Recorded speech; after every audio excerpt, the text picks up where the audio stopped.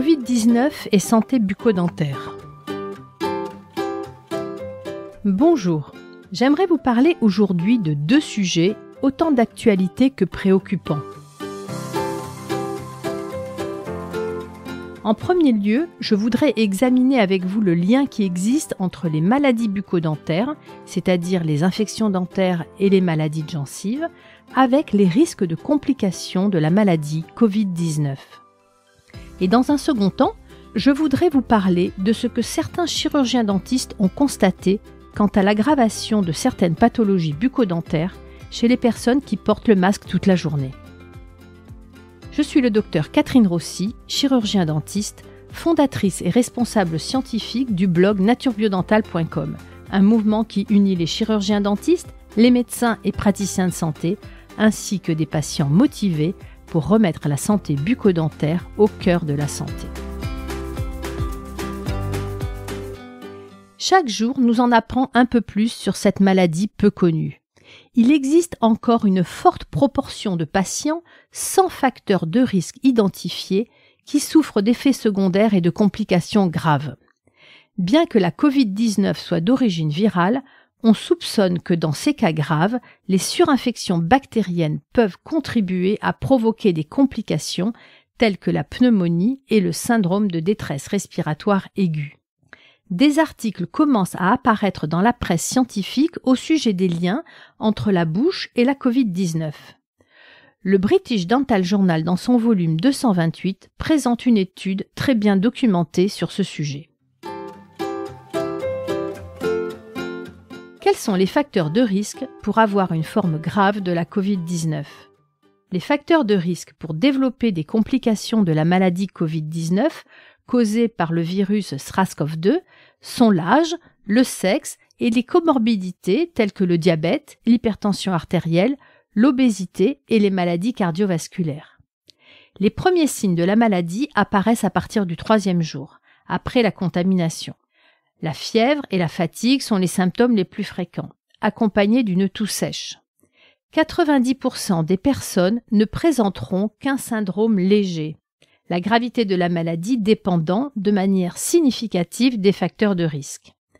L'âge moyen observé est de 69 ans, principalement chez des hommes, qui représentent 70% des décès. 48% des personnes décédées présentaient un état de santé altéré par de l'hypertension, un diabète ou des maladies cardiovasculaires. L'obésité a été récemment ajoutée comme facteur de risque. Chez ces personnes, les principales complications se manifestent par la création de caillots sanguins, une pneumonie, une septicémie ou un choc septique et bien sûr le syndrome de détresse respiratoire aiguë. Que se passe-t-il chez les personnes gravement atteintes ? Les personnes qui souffrent d'infections graves présentent un nombre de polynucléaires neutrophiles bien plus élevé et un nombre de lymphocytes bien plus faible que les patients souffrant d'infections légères. Plus le nombre de lymphocytes diminue, plus la gravité de la maladie augmente. Dans les cas graves, plus de 80% des patients avaient une charge bactérienne exceptionnellement élevée, secondaire à une surinfection bactérienne nécessitant des antibiotiques. Avec le temps, on s'est rendu compte qu'il existait encore une forte proportion de patients infectés, apparemment en bonne santé, et même des jeunes qui aussi en bonne santé, sans facteur de risque identifié, souffraient d'effets secondaires et de complications graves.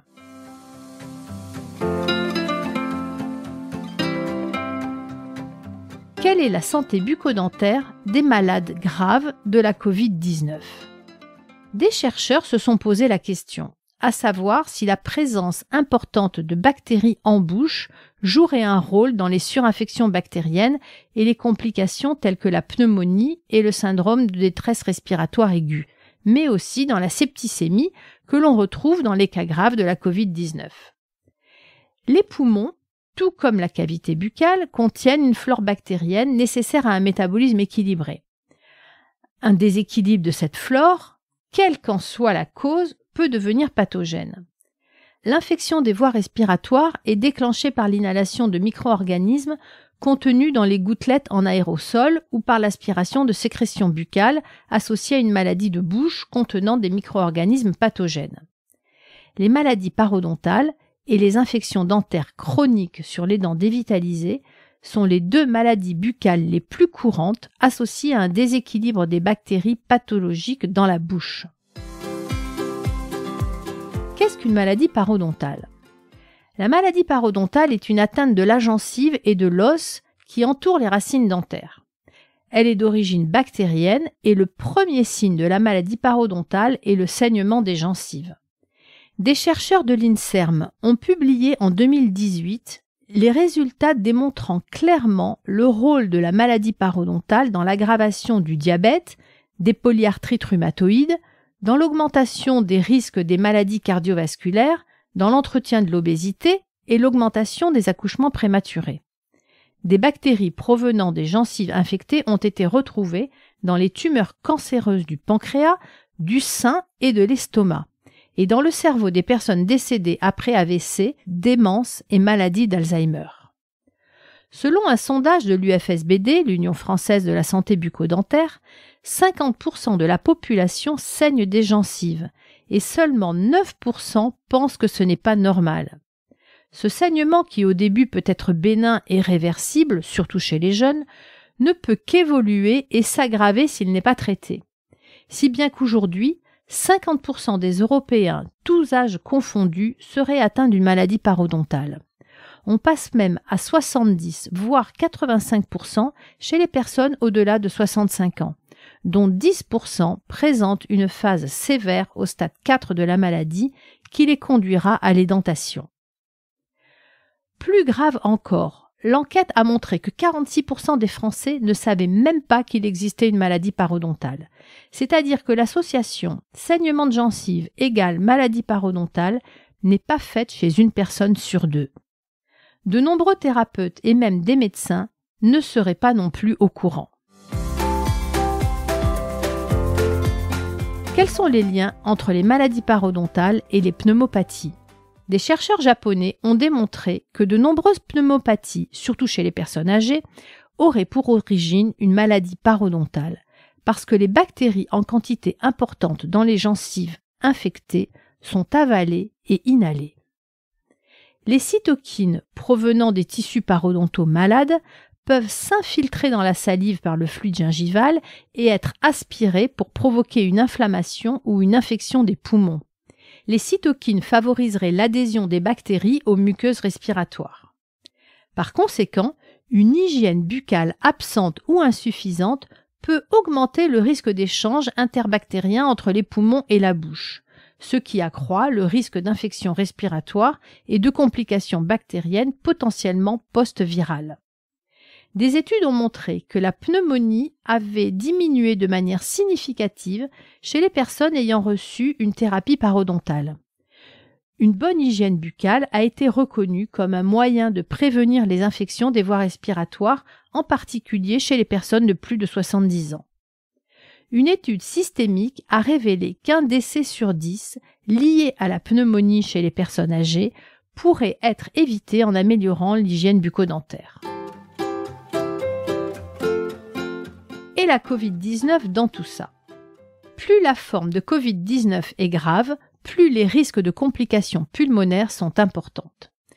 De plus, les 4 principales comorbidités associées à un risque accru de complications et de décès dus à la Covid-19, c'est-à-dire diabète, maladie cardiovasculaire, hypertension artérielle et obésité, sont également associées à des flores bactériennes buccales altérées et à des maladies parodontales, d'où le lien suggéré entre une mauvaise hygiène buccale et des complications de la Covid-19.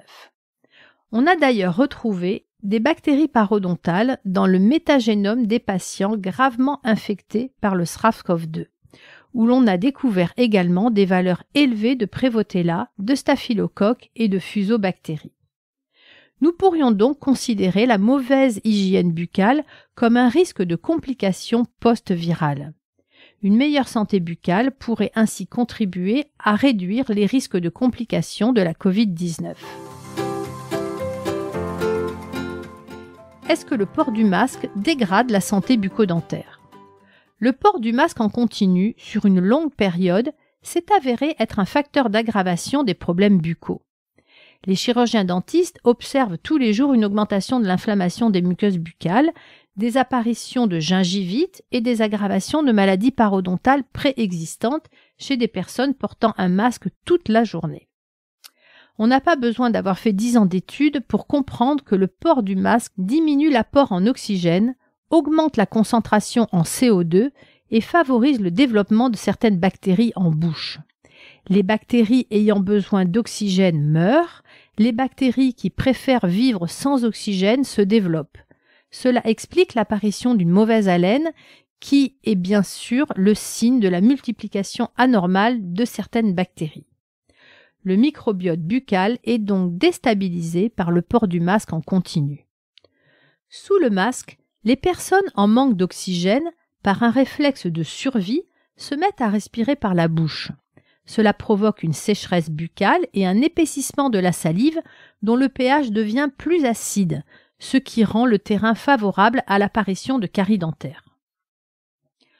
Comme je vous l'ai déjà dit, ce déséquilibre de la flore buccale et le développement des maladies parodontales sont reconnus officiellement dans l'aggravation des problèmes cardiovasculaires, l'aggravation du diabète, l'hypertension artérielle, que l'on découvre dans les comorbidités favorisant les cas graves de la Covid-19. Ce qu'il faut savoir également, c'est que le manque d'oxygène va stimuler le système sympathique qui peut provoquer ou aggraver le serrement des dents.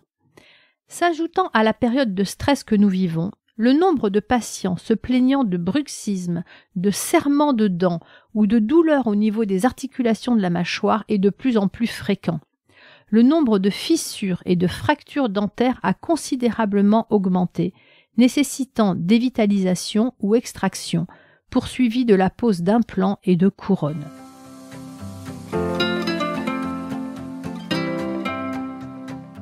La qualité des masques est-elle fiable?